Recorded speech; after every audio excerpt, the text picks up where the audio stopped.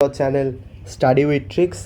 আমরা এখানে পড়াশোনা করব এবং আজকে আমরা যে শর্ট রিভিশন সিরিজটা শুরু করছি সেটা হচ্ছে অ্যাটমিক স্ট্রাকচারের উপর, যেটা খুবই ইম্পর্ট্যান্ট একটা চ্যাপ্টার ফর ডব্লিউবিজেই পার্সপেক্টিভ আর জেই পার্সপেক্টিভ আর নিট পার্সপেক্টিভ। কারণ এখানে প্রত্যেকটা টপিক থেকে এখানে ডব্লিউবিজেই বা জেই মেন্স এখান থেকে কোয়েশ্চেন আসে। তো আমরা এটা একটা শর্ট রিভিশন সিরিজ, অর্থাৎ আমরা এখানে জাস্ট ফর্মুলা রিভিশন করব, কিছু কিছু ইম্পর্টেন্ট টপিক হয়তো দেখব, কিন্তু ম্যাক্সিমাম ফর্মুলাই থাকবে। আশা করি তোমরা এই চ্যাপ্টারটা সবাই পড়ে নিয়েছো, which overall contains a very good percentage for WBJE and JEE Mains. So let us start. So আমাদের চ্যানেল স্টাডি উইথ ট্রিক্সকে যদি আমাদের কন্টেন্ট ভালো লেগে থাকে তাহলে লাইক করবে, শেয়ার করবে অ্যান্ড সাবস্ক্রাইব করতে ভুলবে না। তো ফার্স্টে আমরা চলে আসবো অ্যাটমিক স্ট্রাকচারের যে প্রথম যেটা আমরা পড়ি সেটা হচ্ছে রেডিয়াস অফ নিউক্লিয়াস। অর্থাৎ একটা নিউক্লিয়াস যদি থাকে, এটা হচ্ছে নিউক্লিয়াস, নিউক্লিয়াসের বাইরে ইলেকট্রনগুলো নিউক্লিয়াসকে ঘিরে থাকে, সেই নিউক্লিয়াসের যে রেডিয়াস সেটা আমরা কিভাবে বার করি? 1.4 ইন্টু 10⁻⁻13 a⁻1/3। এখানে এটা কি? এটা হচ্ছে অ্যাটমিক নাম্বার,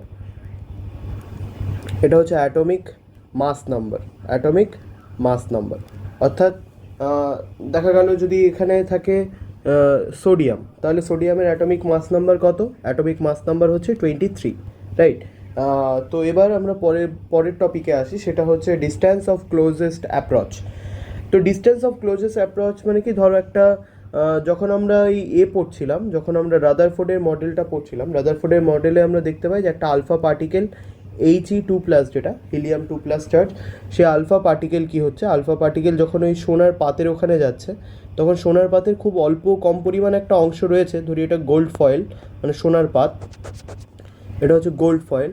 তো সেই অংশে, যেটা কিনা পরবর্তী ক্ষেত্রে আমরা জানতে পারি সেটা হচ্ছে নিউক্লিয়াস, সেই নিউক্লিয়াসের খুব কাছে যে সেখান থেকে আবার ডিফ্লেক্ট হয়ে চলে আসছে, তাই তো? তো কত দূর যেতে পারছে, ঠিক আছে, কত দূর যেতে পারছে, অর্থাৎ কতটা ক্লোজেস্ট ডিস্টেন্সে রয়েছে ওটার থেকে, তো সেইটা জানার জন্য আমরা ক্লোজেস্ট ডিস্টেন্স বা ডিস্টেন্স অফ ক্লোজেস্ট অ্যাপ্রোচ সেটা বার করি। এটা হচ্ছে কি? Basically kinetic energy is equal two potential energy, এইভাবে আমরা বার করি। কাইনেটিক এনার্জির জন্য আমরা কী করি? ½mv², আর পোটেনশিয়াল এনার্জির জন্য kq1q2/d, তাই তো? kq1q2/d। ডিটা কি? ডিটা হচ্ছে ডিস্টেন্স অফ ক্লোজেস্ট অ্যাপ্রোচ, অর্থাৎ কতটা কাছাকাছি সে যেতে পেরেছে, একটা আলফা পার্টিকেল কতটা কাছাকাছি যেতে পেরেছে।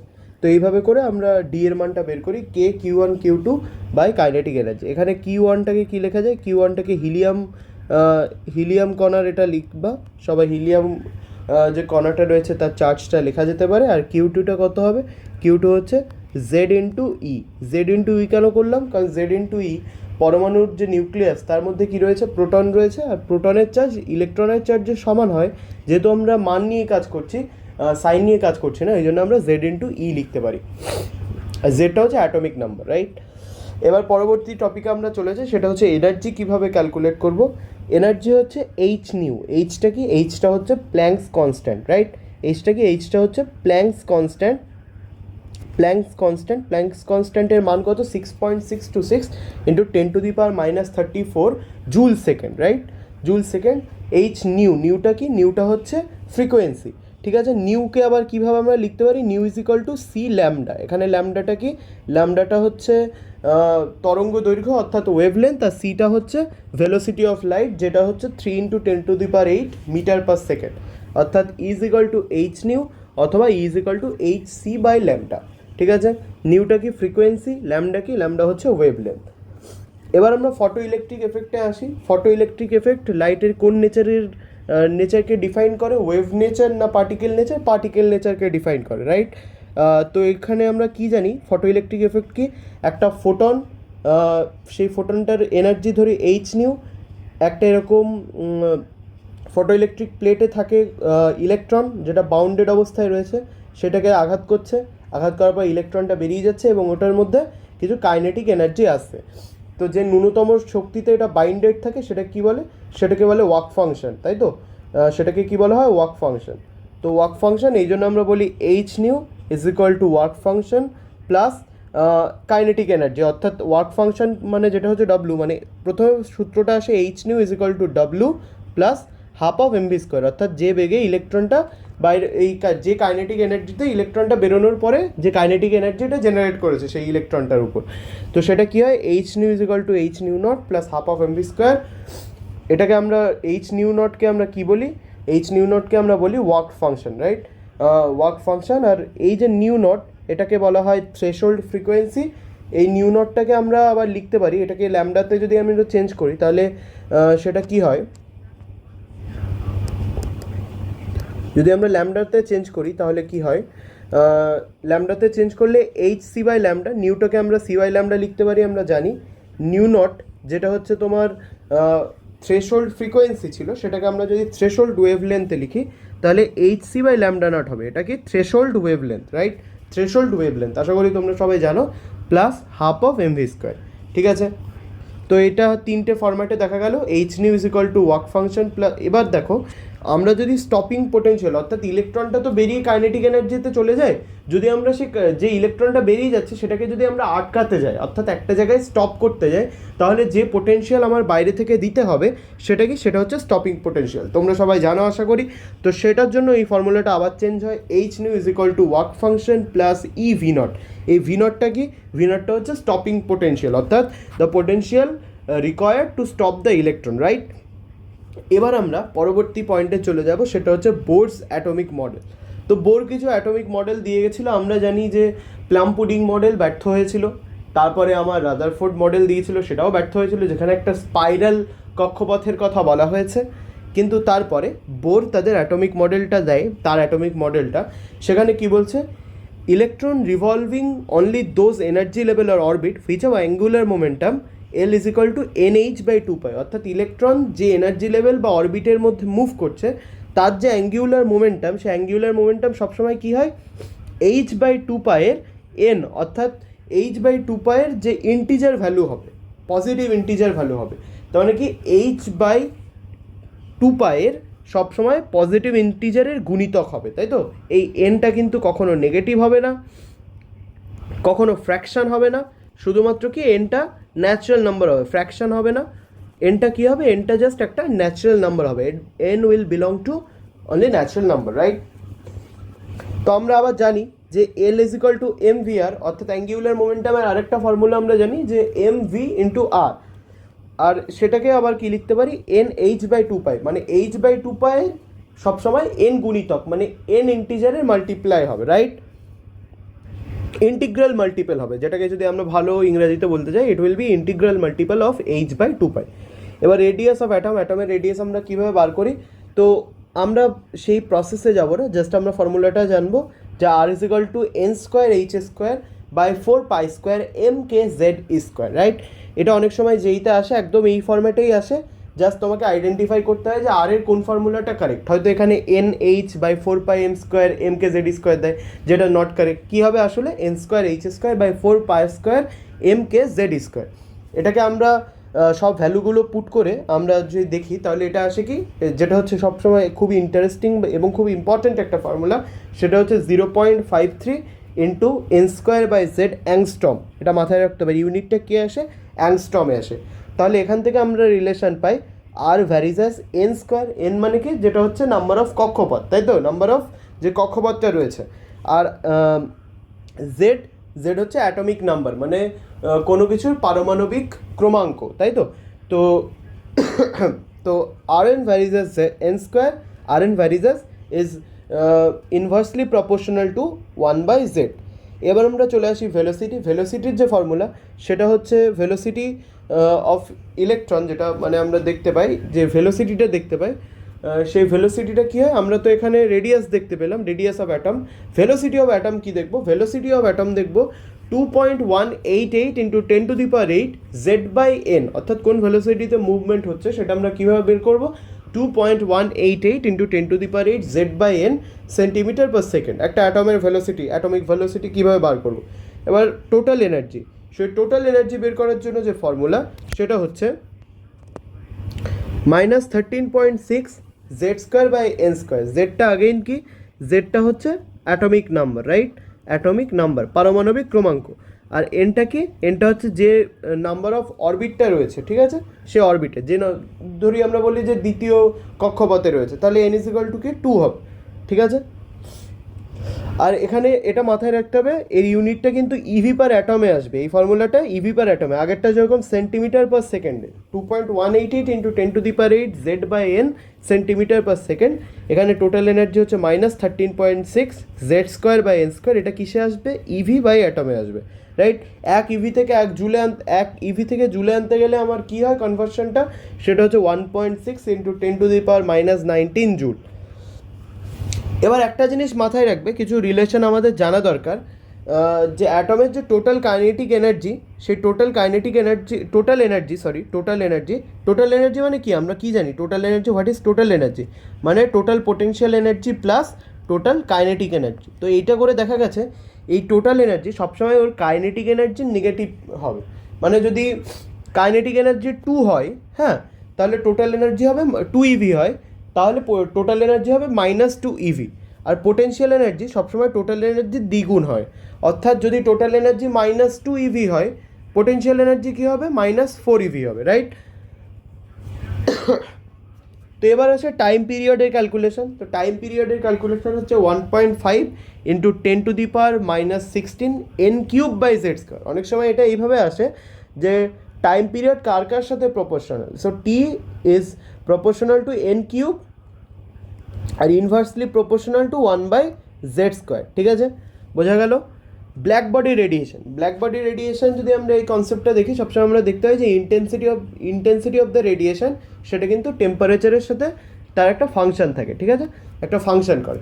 এবং এটা আমরা দেখতে পাই যে এইটা হচ্ছে ইন্টেন্সিটি আর এটা হচ্ছে টেম্পারেচারের, যদি দেখি তাহলে T3 সবচেয়ে বড় হয়, মানে যত বেশি টেম্পারেচার বাড়বে, যত বেশি টেম্পারেচার হবে ইন্টেন্সিটি অফ দ্য রেডিয়েশন কিন্তু তত বাড়বে। ইন্টেন্সিটি অফ দ্য রেডিয়েশন কী হবে? তত বাড়বে। ইন্টেন্সিটি অফ দ্য রেডিয়েশন তত বাড়বে, যত বেশি টেম্পারেচার হবে ইন্টেন্সিটি অফ দ্য রেডিয়েশন তত বাড়বে। এবার আমরা স্পেকট্রামের জায়গায় আসবো। স্পেকট্রামে আমরা কি দেখি? স্পেকট্রামে আমরা বিভিন্ন কিছুর ওয়েভলেন্থ সম্পর্কে আমাদের পরীক্ষায় প্রশ্ন আসতে পারে।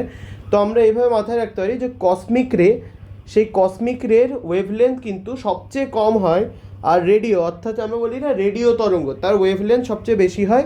আর মাঝখানে কি থাকে? যদি আমরা ঊর্ধ্বক্রমে সাজাই, গামা রে, এক্স রে, ইউভি রে, ইনফ্রারেড রে, মাইক্রোওয়েভ, রেডিও ওয়েভ, রাইট। তাহলে সবচেয়ে কম ওয়েভলেন্থ কার? কসমিক রেকে বাংলায় মহাজাগতিক রশ্মিও বলা হয়। আর রেডিও তরঙ্গ হচ্ছে সবচেয়ে বেশি ওয়েভলেন্থ থাকে, তার মাঝখানে গামা রে, এক্স রে, ইউভি রে, ইনফ্রারেড রে, মাইক্রোওয়েভ, রাইট। এবার আমরা দেখব যে স্পেকট্রামগুলো তো আমরা দেখছি, এবার অনেক সময় আমরা দেখি না যে ধরো সিঙ্গেল ইলেকট্রন স্পিসি, সেই সিঙ্গেল ইলেকট্রন স্পিসি যখন কোনো একটা উচ্চ শক্তিস্তর থেকে নিম্ন শক্তিস্তরে গেল, তাহলে কি করলো? এনার্জি এমিট করলো। এই এনার্জি এমিট করার জন্য যে রেডিয়েশনটা এমিট হয়, সেই তার তরঙ্গ দৈর্ঘ্য কত, সেইটাকে আমরা ক্যালকুলেট করতে পারি। কীভাবে করতে পারি? সেই এমিট করার পর যে এনার্জিটা এমিট করে, সেই এমিটেড এনার্জি থেকে যে ওয়েভলেন্থটা হয় এমিটেড এনার্জির, সেটা কি 1/λ, এই ফর্মুলা দিয়ে আমরা সেটাকে বের করতে পারি। 1/λ is equal to RZ², 1/N1² minus 1/N2², 1/N1² minus 1/N2², right. তো এটাকে আরটাকে বলা হয় রিডব্যাক কনস্ট্যান্টকে আমরা এইভাবেও লিখতে পারি, আবার লিখতে পারি 1.01 ইন্টু 10⁵ দিয়েও রিডব্যাক কনস্ট্যান্টের মান লেখা হয়। তো RZ² 1/N1² মাইনাস 1/N2², ঠিক আছে। এবার কোনটা বড় কোনটা ছোট, তাই তো? ধরি যে N ইজ ইকুয়াল টু 1 আর এখানে N ইজ ইকুয়াল টু 3, মানে কি 3 তো উচ্চ শক্তি সম্পন্ন স্তর, সেখান থেকে 1-এ আসছে, তাহলে কি কিছু এনার্জি আমার চলে গেল, ঠিক আছে, কিছু এনার্জি আমার বেরিয়ে গেল। তো সেখানে যে ওয়েভলেন্থ সেটা আমি বার করছি, তাহলে কোনটা কত হবে? তো N1টা হচ্ছে যে এনার্জি স্তরে আসছে, হ্যাঁ, মানে 1 হবে। N1 কী হবে? 1 হবে। আর N2 কী হবে? 3 হবে। তাহলে যেটার থেকে আসছে ইলেকট্রন সেটা হবে 3, আর যেটাই আসছে ইলেকট্রনটা সেটা কী হয়ে যাবে? 1 হয়ে যাবে, রাইট। তাহলে বোঝা গেল। এবার দেখ, যখন এই 3 থেকে 1-এ ইলেকট্রনটা আসবে এনার্জি স্তর, মানে 3 নম্বর এনার্জি স্তর থেকে, মানে 3 নম্বর কক্ষপথ থেকে যখন 1 নম্বর কক্ষপথে আসবে, তখন number of spectrum that will release, মানে কতগুলো স্পেকট্রাম মানে বর্ণালী রিলিজ করবে, রাইট। সেটাকে আমরা কিভাবে দেখব?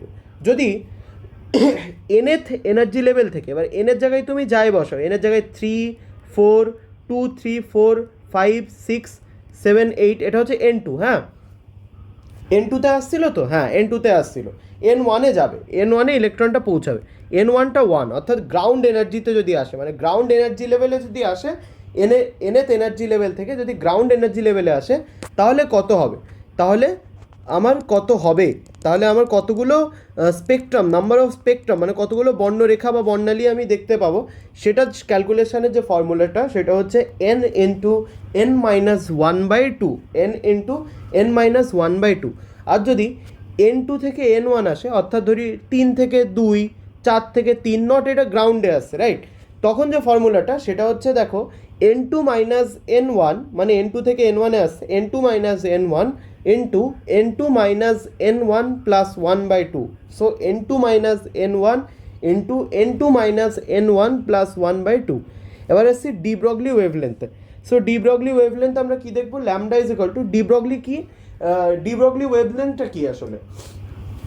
তো ডি ব্রগলি এমন একজন লোক যিনি ওয়েভ থিওরির সাথে পার্টিকেল থিওরি এটাকে এক করেছিলেন, এবং আমরা জানি যে ইজ ইকুয়াল টু কি, is equal to MC square, আর ইজ ইকুয়াল টু কি, is equal to H C by lambda. এটা হচ্ছে কি, এটা হচ্ছে পার্টিকেল থিওরি থেকে আমরা যে পার্টিকেল যদি আমরা কণা হিসেবে ধরি তখন যে এনার্জিটা দেখতে পাই, আর এটা হচ্ছে কি ওয়েভ আকারে যদি আমরা দেখি সেটা হচ্ছে ল্যামডা, মানে আমরা তরঙ্গ দৈর্ঘ্য, সেটা দেখে বুঝতে পারছি। তো ইনি এই দুটোকে একসাথে করে দিয়েছিলেন, HC by lambda is equal to কি এমসি স্কোয়ার, রাইট। তো তারপরে উনি এই ডি ব্রগলি এই কাজটা করেছিলেন, রাইট। সো এই কাজটা করার পরে উনি কি দেখলেন, উনি দেখতে পেলেন যে এখান থেকে আমি একটা ল্যামডার ক্যালকুলেশন দেখতে পাবো। কীভাবে দেখতে পাবো, সিসি কি কেটে দিলাম, সিসি কেটে দিলাম, তাহলে ল্যামডা ইজ ইকুয়াল টু কী আসছে, lambda is equal to H by MC, MC right, H by MC, H by MC. এবার এই এমসি মানে কি, এমসিটাও তো ভেলোসিটি আর এমটা হচ্ছে মাস, তাই তো, মাস আর ভেলোসিটি মিলে কি, এটাকে পরবর্তীকালে আমরা এইচ বাই এমভি লিখতে পারি, তাই না, যেটাকে কি বলে মোমেন্টাম। তো এইচ বাই এমভি মোমেন্টাম, এখান থেকে আমরা বিভিন্ন ফর্মুলা জেনারেট করি। যদি আমরা এমভি থেকে আমরা যদি কাইনেটিক এনার্জিতে আনতে চাই তাহলে ফর্মুলাটা হয়ে যাচ্ছে H by root over of 2m EK, ইকেটা হচ্ছে কাইনেটিক এনার্জি, রাইট, এটা হচ্ছে কাইনেটিক এনার্জি, ইকেটা কিছুই না, কাইনেটিক এনার্জি। আবার এখান থেকে যদি স্টপিং পোটেনশিয়াল দিয়ে করতে চাই তাহলে H by root over of 2m E V naught, V নটটা হচ্ছে স্টপিং পোটেনশিয়াল। আবার আমরা গ্যাসের ক্ষেত্রে আমরা জানি যে যদি বোলসম্যান কনস্ট্যান্ট এবং বোলসম্যান কনস্ট্যান্ট দিয়ে করতে চাই তাহলে সেটা হয় H by root over of 3m KT. Boltzmann কনস্ট্যান্টটা হচ্ছে আর কে, আর হচ্ছে আদর্শ গ্যাস ধ্রুবক, সেটাকে যদি আমি এনে দিয়ে ভাগ করে দিই তাহলে আমি পাই কি বোলসম্যান কনস্ট্যান্ট, ঠিক আছে। এবার আমরা পরের সূত্রটায় চলে যাই। আমরা অনেক সময় দেখি যে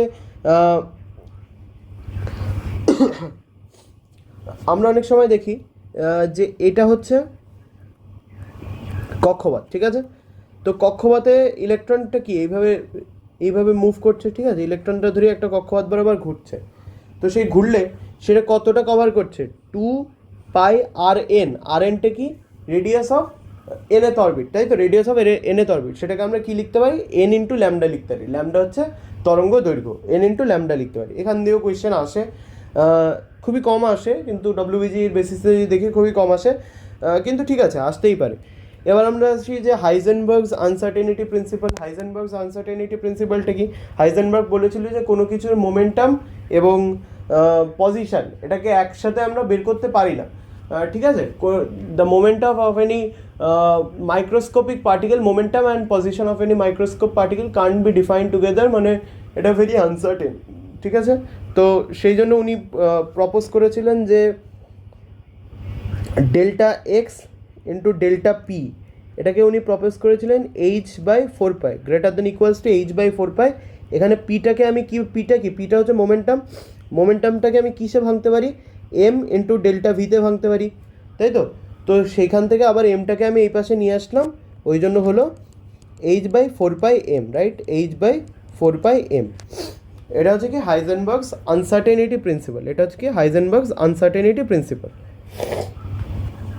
এবার আমরা কোয়ান্টামের থেকে বিভিন্ন কিছু দেখব। কোয়ান্টামে আমাদের বলছে যে number of orbital in any subshell সেটা হচ্ছে 2l+1, number of orbital in any subshell সেটা হচ্ছে 2l+1।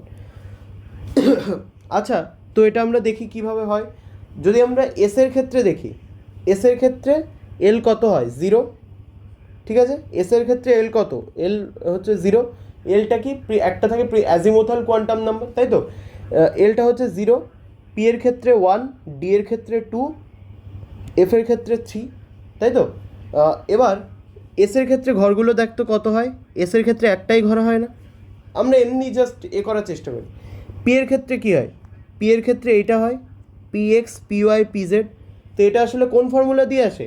2l+1। অর্থাৎ আমার কি বলেছে, যদি এস থাকে তাহলে এস এর ক্ষেত্রে ভেতরে ঘর কটা হয় সেটা আমরা কীভাবে বার করব? 2l+1, এলের জায়গায় এস এর ক্ষেত্রে কত হয়? 0। তার মানে কী হবে? 2 × 0+1, তার মানে এস এর কটা ঘর হবে? এস এর একটাই ঘর হবে। যদি আমি পি বসাই, পি এর ভ্যালু এলের জায়গায় 1 বসা, তাহলে আসবে 3, এলের জায়গায় 2 বসা, তাহলে আসবে 5। এখান থেকে আমি বলতে পারি যে এস এর ক্ষেত্রে একটা ঘর আসে, পি এর ক্ষেত্রে 3টে ঘর আসে, যেটাকে আমরা P X P Y P Z বলি, ঠিক আছে? ডি এর ক্ষেত্রে 5টা ঘর আসে, D X Y D Y Z D Z X D X square minus Y square আর ডি জেড স্কোয়ার, ঠিক আছে? এবার দেখ বলছে যে total number of orbital in nth shell is equal to N square. মানে ব্যাপারটা কি, যে কোনো একটা শেলে ধর এনএচ শেল রয়েছে, হ্যাঁ, এনতম শেল রয়েছে, তো সেখানে কতগুলো অরবিটাল থাকে সেটাকে আমরা এন স্কোয়ার দিয়ে লিখতে পারি, ঠিক আছে? সেটাকে আমরা কীভাবে লিখতে পারি? এন স্কোয়ার দিয়ে লিখতে পারি। এবার এন স্কোয়ার দিয়ে লিখতে পারি, এটাকে আমরা কীভাবে দেখতে পাই? ধর রয়েছে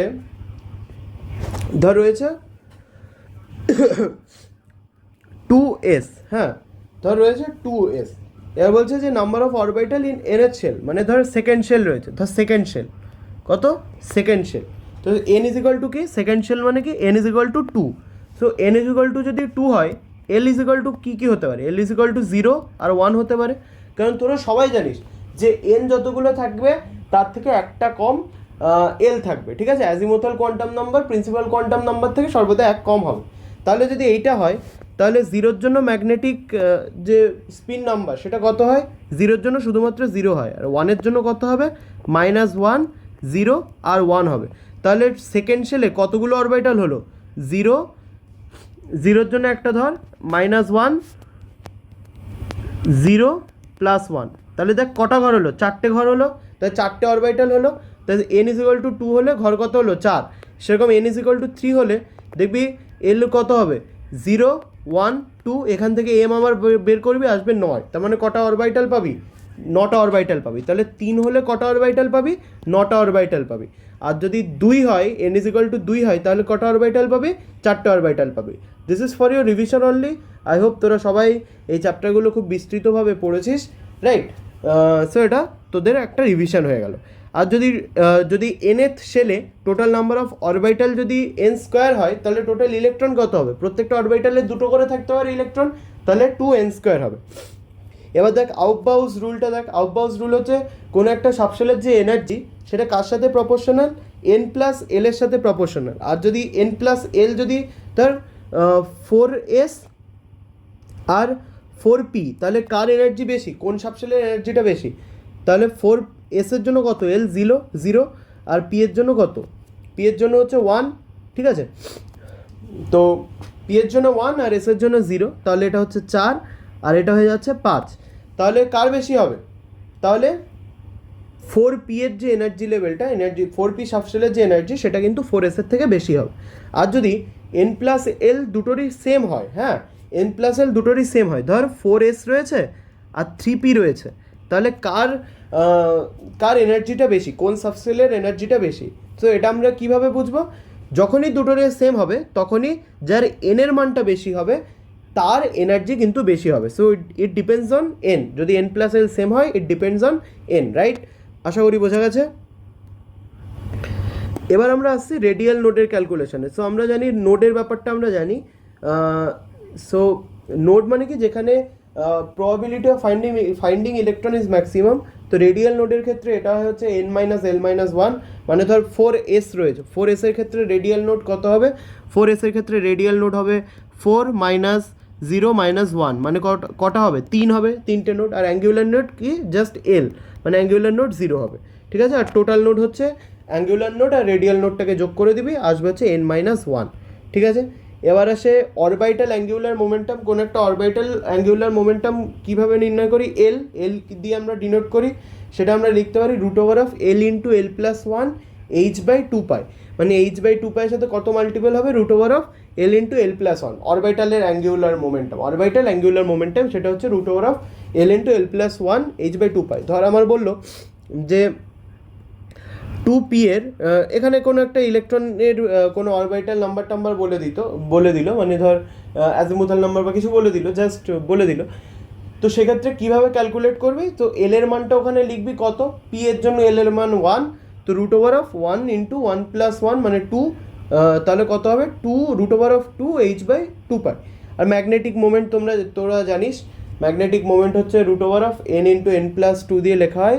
বোর ম্যাগনেটন এনটা কি, এনটা হচ্ছে যেখানে আনপেয়ার ইলেকট্রন থাকে সেটা হচ্ছে এন, রাইট? তো কতটা আনপেয়ার ইলেকট্রন রয়েছে, কটা আনপেয়ার ইলেকট্রন রয়েছে সেটা দিয়ে করবি, সেটা হচ্ছে বোর ম্যাগনেটনে বেরোবে। তো এটাই ছিল আজকের শর্ট রিভিশন। আই হোপ তোরা এই চ্যাপ্টারটা খুব ভালোভাবে পড়েছিস, ডেসক্রিপটিভলি পড়ে নিবি, then I hope this short revision series will help in your preparation. So thank you very much. আমাদের এই চ্যানেলটা সাবস্ক্রাইব করে নিবি যদি তোদের ভালো লাগে, এবং কমেন্ট করতে ভুলবি না, লাইক করবি, শেয়ার করবি।